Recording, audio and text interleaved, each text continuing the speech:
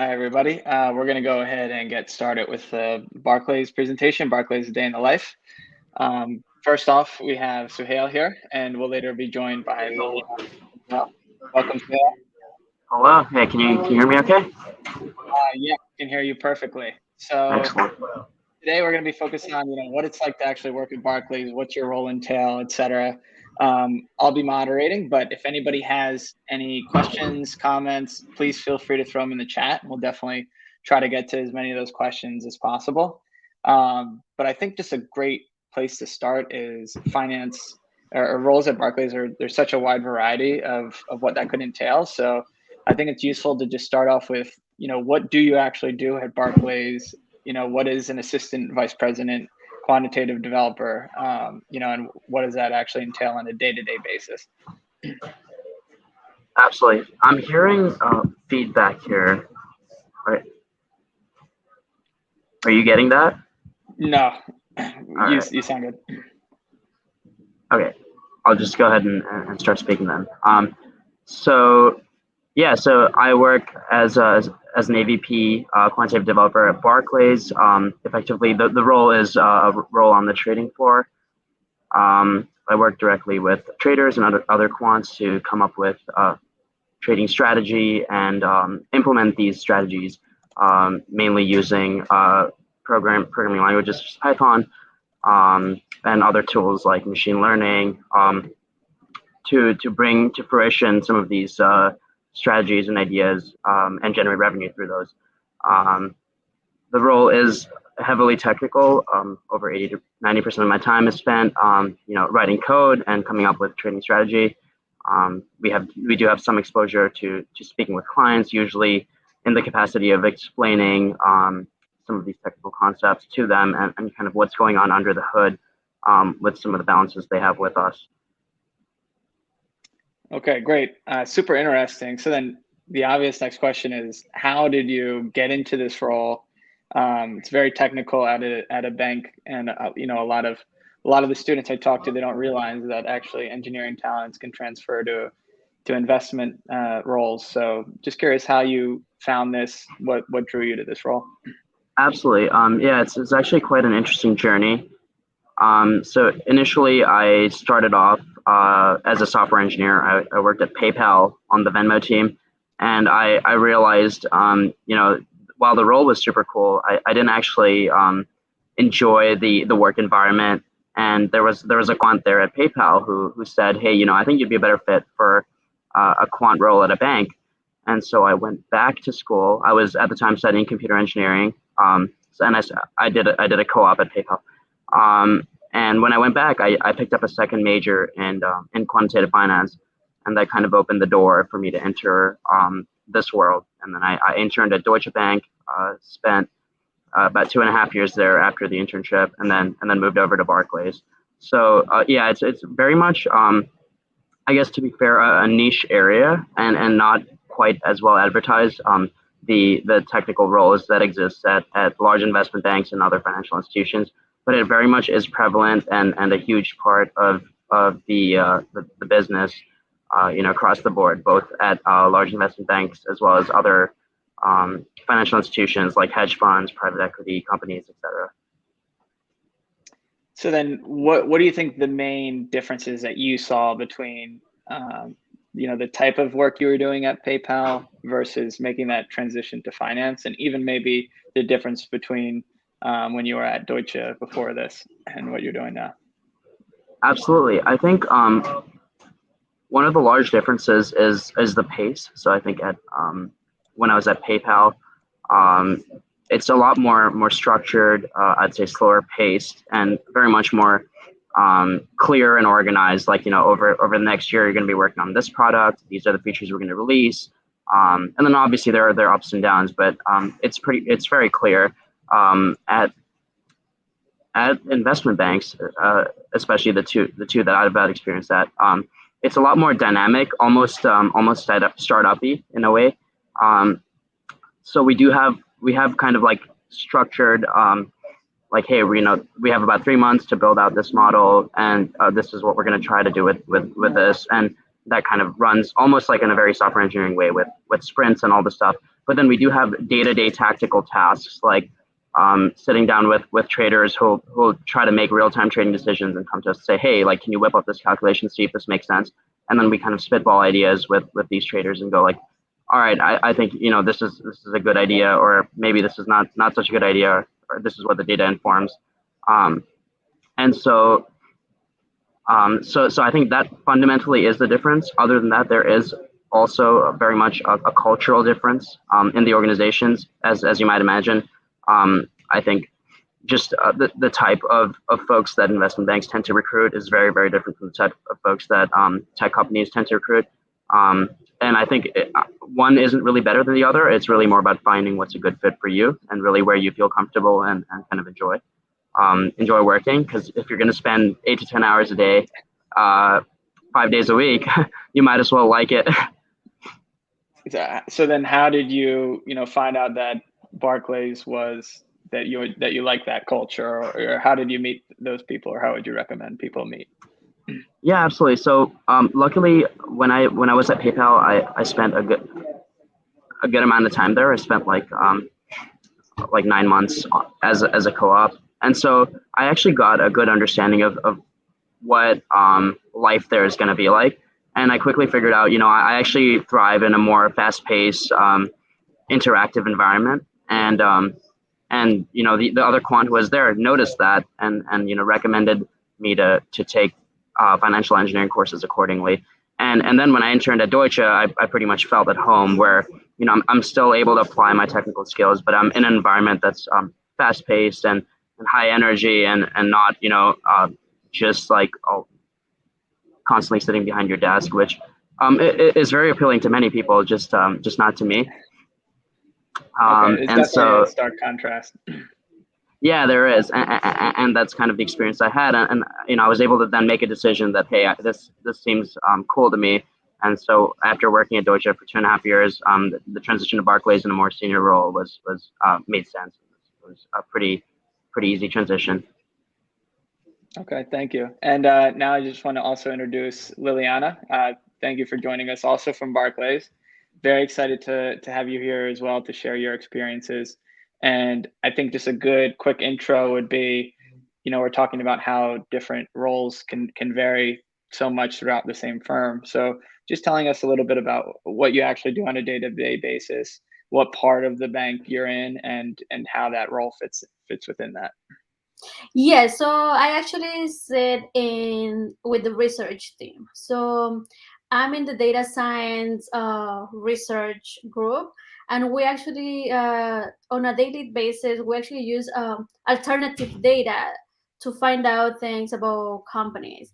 And we can use like alternative data from using cell phone banks all the way until using credit card data to get information about companies. Also, we focus a lot in getting public data that is available. So, for example, let's say about what's going on with COVID, right? We're interested in learning which states are more impacted by COVID, and this is mostly because they're gonna be affected the most.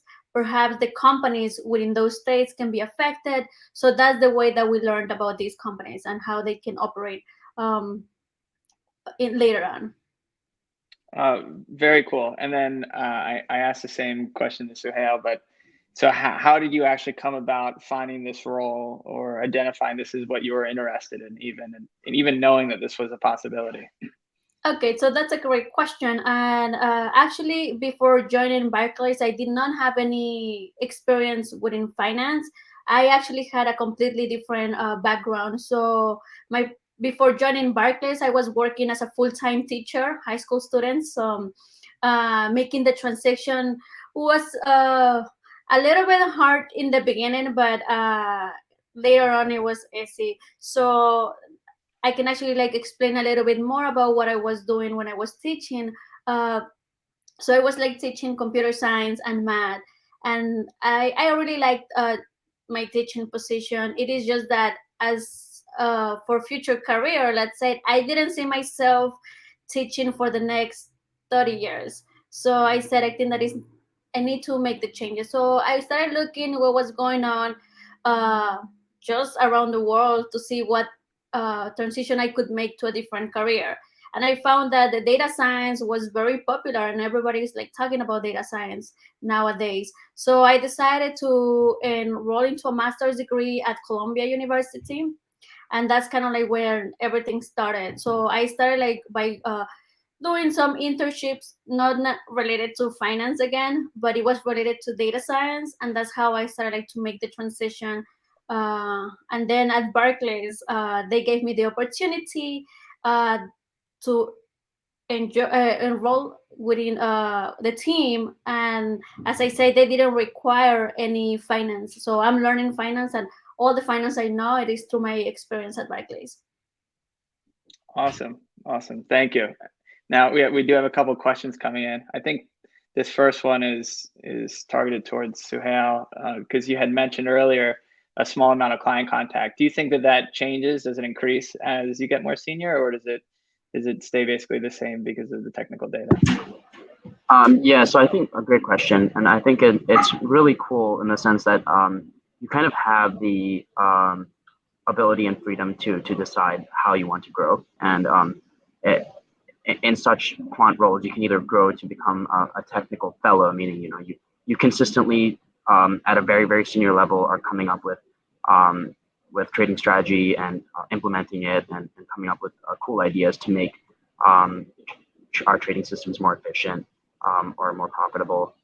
You could go the more leadership management route as well, where you're the technical voice on the table. So you'll spend more time kind of talking to clients about all these various systems we have and these various cool machine learning things we're doing that sound very impressive to clients. So you have that avenue as well. So it really is on you, and a lot of times how you're identified as senior leadership interacts with you. So as you spend time, in these meetings, spending 5 minutes, sometimes 3 minutes, talking about what you're doing, the more prolific you sound and the more confident you sound, the more senior leadership looks at that and goes, hey, this is someone we could bring into the fold to do more of this. And if you want that, you can always raise your hand. And I've found, at least at Barclays, they're very receptive of it. If you raise your hand and say, hey, this is something I'm interested in doing, more often than not, you're given the avenue and the opportunity to do so.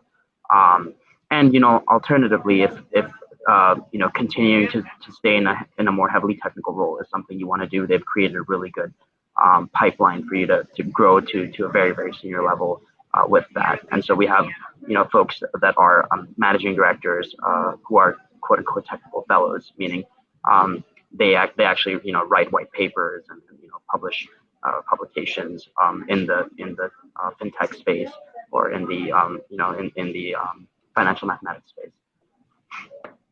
Very cool. Thank you. And then we have another question coming in from Yeshi for Liliana. How did you go about navigating that huge career shift in terms of both networking and identifying the opportunities? And you had mentioned Columbia was helpful, but I was curious to hear a little bit more. Yes, this is like an advice that I would give to anybody that is actually like trying to do a career shift, or is actually just trying to find an opportunity within a specific industry. It is to keep doing networking. Events like the one that we're having right now, it's actually like pretty amazing. Always go to that. Always keep in mind that perhaps maybe you will, by the end of the day, you will say, "Oh, I didn't find anything of my interest." But it is not about going to an event and find something right away. It is about making the connections, finding those people who are going to help you later on to get a job. As I said, when I was at Columbia, I attended many different events. I enrolled in different type of like events, and I actually had a club back then where I actually helped on the representative students get different opportunities. So I would say just like keep trying, because and make sure that you keep in contact with all the people that you meet through all these networking events, because eventually something is going to come up and it is going to be easier for you to find your next opportunity, as it happened with me. Because as I said, I found someone, and then that person told me, oh, they're like there is like Barclays looking for somebody, maybe you should apply. So I applied, and here I am. So, but it was not easy. I applied to 100 jobs before getting into Barclays. So I would say just like making sure that you keep in contact with the people that you meet through through this journey of finding your opportunity. Okay, awesome. And we had this question come in for Suhail, but I think it's also applicable for both of your studies. Do you feel like the financial engineering courses were necessary for you to be successful in your role? Or if someone had a strong foundation in finance applied in mathematics and statistics, would they also be able to jump into things? And I'd love to hear that specifically from you, Suhail, but then also Liliana, how much of the coursework versus just getting the networking and self-learning do you think you would have been able to get the same role? Yeah, absolutely. Happy to answer the question. And just quickly wanted to echo Liliana's point networking is everything. My transition from Deutsche to Barclays as well, in large part happened due to connections that and network that I've built over my time working at Deutsche. And I think that was very important for getting your foot in the door. Obviously, then you go through interview processes to prove your worth, as you do anywhere. But getting that foot in the door is absolutely vital. So I couldn't agree more. With regards to financial engineering courses, it depends. So in the quant space, they usually recruit in two different quant roles, quantitative researchers and quantitative developers. So quantitative researchers, usually their interview process does involve a healthy amount of computer science fundamentals, as well as a healthy amount of financial engineering fundamentals. So you'll be asked about Black-Scholes model, or like Monte Carlo simulations, that kind of stuff. Which, if you have a good applied stats background or applied math background, you should be fine. You should be able to handle those questions. But you'll also be asked about algorithms and data structures, things like that. With quantitative developers, there's a little bit more leeway in that they're more focused on the computer science fundamentals, and any financial mathematics or financial concepts, they're more than happy to teach. So if you can prove that you have CS fundamentals down, they generally rely on your acumen to learn the finance side of things. Although, to be fair, a lot of these roles do require domain knowledge, especially if you're not coming in at the analyst level. So if you're coming in as an associate or an AVP, if you don't know like what a swap is, you might be in trouble. You could look it up. Obviously, you can always prepare for it. But these are things that are nice to know, like how to short a stock, that kind of stuff. Just general finance domain knowledge.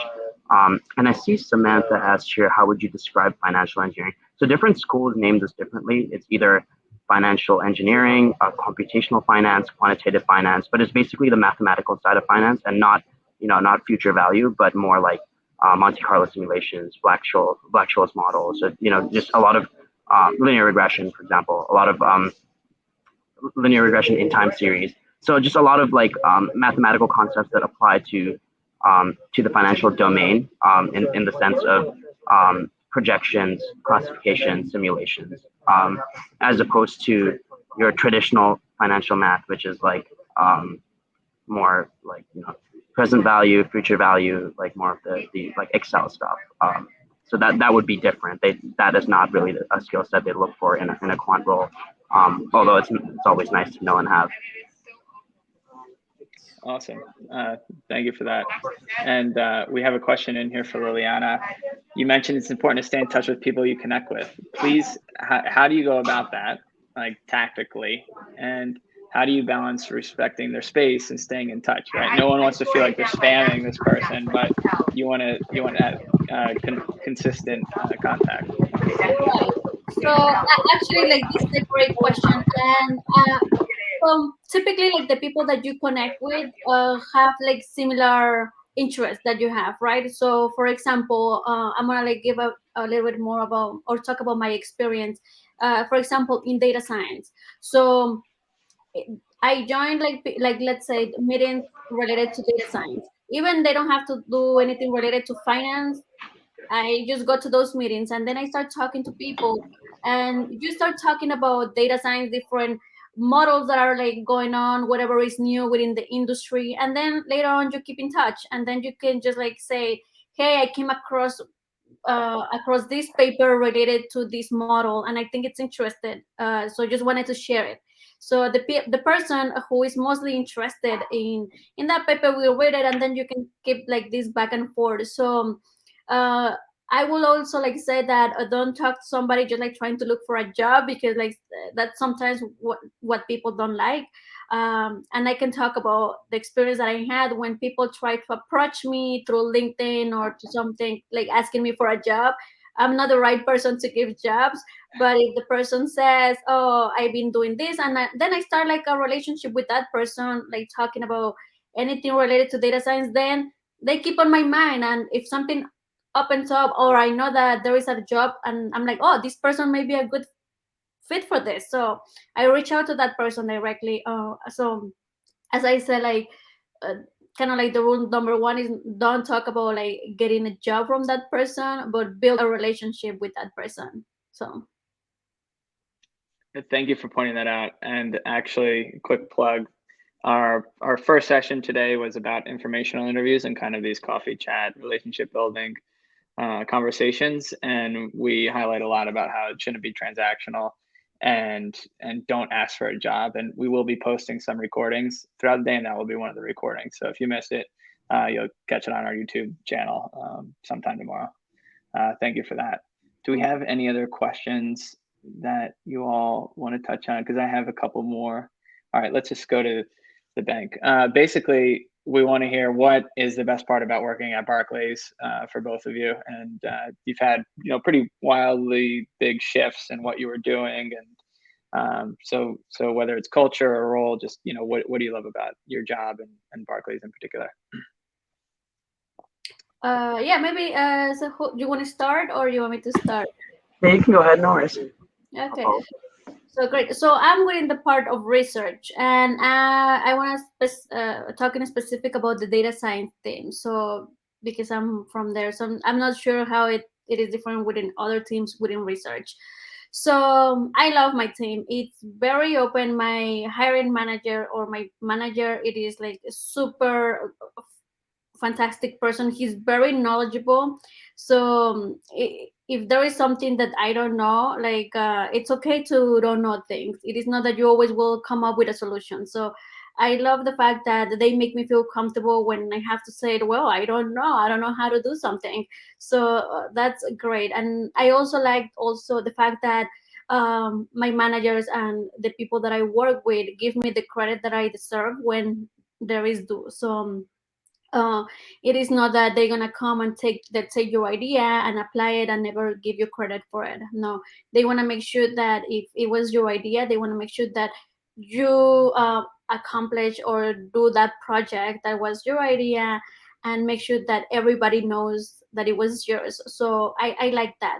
Other thing that I like, it is the culture, that it is very good in terms of like relationship with other coworkers. It is not that we are competing with each other. That's never the case. And I like the fact that we are always like helping each other. If there is something that I don't know but somebody else knows, that other person helps me, and it is a great atmosphere.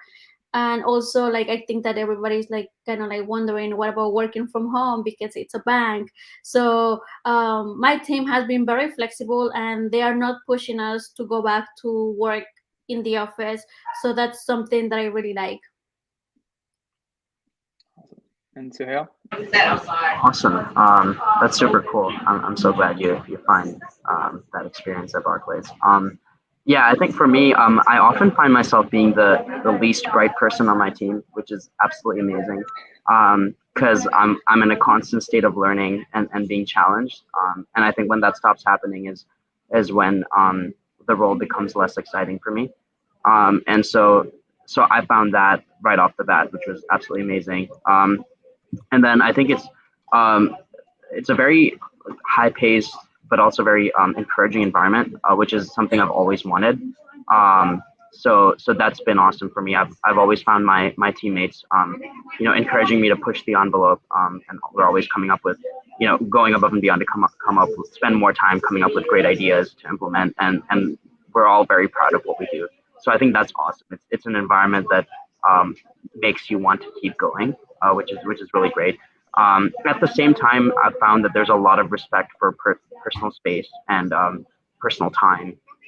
So even though it is a trading floor high-paced environment, there are very clear boundaries, and folks really respect that, which is not only great but somewhat surprising, at least for me. And so I thought that was super cool. And I think the other thing with Barclays is the room for growth. And this is both in the traditional means of growth, like compensation, corporate title, etc., but also individual growth in terms of intellect, intelligence, and domain knowledge. There are a ton of resources internally that help you, that set you up to just keep getting better, but also they have a unique way of recruiting very smart people. Thank you very much. I'm kidding.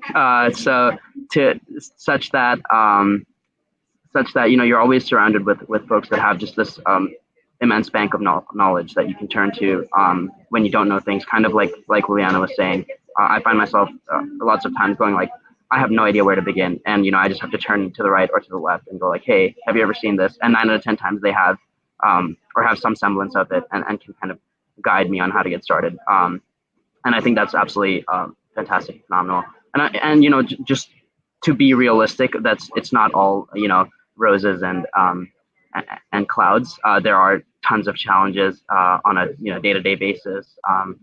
Accessing data is sometimes very rigorous and challenging at a large financial institution. There are lots of menial day-to-day issues, as there are with every place you work. And I think it's important to be honest and realistic about that. And those do exist. But I think the benefits and the positives of my work experience at Barclays far outweigh any of the challenges that you might face just about anywhere else. And that's what makes this a really enjoyable and likable experience. Awesome. Love that answer from both of you. Definitely. I want to go to Barclays now. Always welcome. Was that an intentional bank pun? I missed it. Indeed it was. I like this kid. Hey, email me after. That was great. Thank you both so much for your presentations. We're at 3:00 now.